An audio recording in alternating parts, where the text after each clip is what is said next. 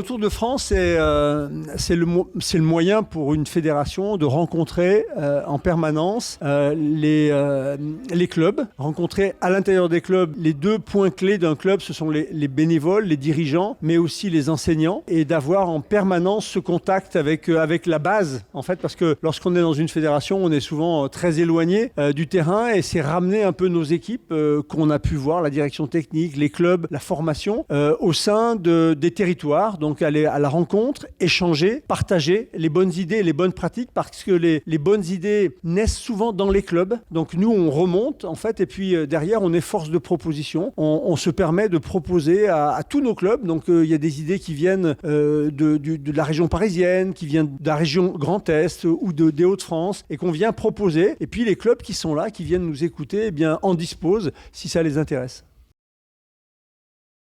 Le tennis va plutôt très bien en ce moment, puisque on est arrivé, nous, dans une période un peu compliquée où le tennis baissait depuis une quinzaine d'années. On était à 920 000 licenciés. Et là, on va passer très bientôt la barre des 1 100 000. On a une augmentation qui est à peu près régulière de 6 à 7%. Alors, il y a eu plusieurs effets, je pense. Il y a eu l'effet Covid qui a joué beaucoup. Je pense les gens ont été isolés, ont eu besoin de se retrouver. Il y a eu aussi nos clubs qui ont fait beaucoup d'efforts pour l'accueil, pour l'école de tennis, la modernisation de l'école de tennis. Et puis, à l'arrivée émergente de nouvelles pratiques, le padel, le pickleball, qui viennent dans nos clubs et qui amènent du lien social, de la convivialité. On a plaisir à revenir dans nos clubs. On l'avait perdu. On avait perdu cette habitude-là. On vivait une période où les gens venaient consommer et puis ensuite changeaient d'activité, zappaient, la génération zapping.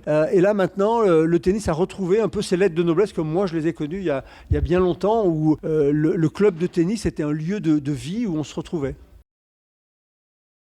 Très bien en PACA et remarquablement bien dans le Var. Donc il y a une vraie dynamique depuis 3 ans. Il y a eu des changements, et comme dans tout changement, eh bien, parfois c'est un petit peu compliqué quand on fait les changements, mais nous, les résultats, on peut les comparer aux autres ligues, aux autres territoires, et réellement ce qui se passe en Provence, Alpes-Côte d'Azur est remarquable. Il y a vraiment eu des efforts de fait. On parlait de la formation tout à l'heure, on parlait de nos clubs qui sont accueillants, de la modernisation de l'école de tennis. On peut être très satisfait de ce qui se passe. L'esprit de donner la deuxième chance est quelque chose d'extraordinaire par le sport, donc où on découvre, peut-être pour des jeunes qui n'ont pas eu ce parcours-là, d'aller découvrir les valeurs que le sport transmet, le dépassement de soi, le respect de l'arbitre, le respect des règles, apprendre à perdre. C'est presque ce qu'il y a de plus important, parce que la vie nous apprend souvent à perdre et à nous relever et à repartir de plus belle. Donc c'est un symbole qui est fort d'être dans un lieu comme celui-là, et puis dans un club extraordinaire. Mais vous avez de la chance, et entre autres par le climat, d'avoir des clubs d'une grande qualité, et puis une pratique qui va croissante dans le Var, mais aussi en PACA.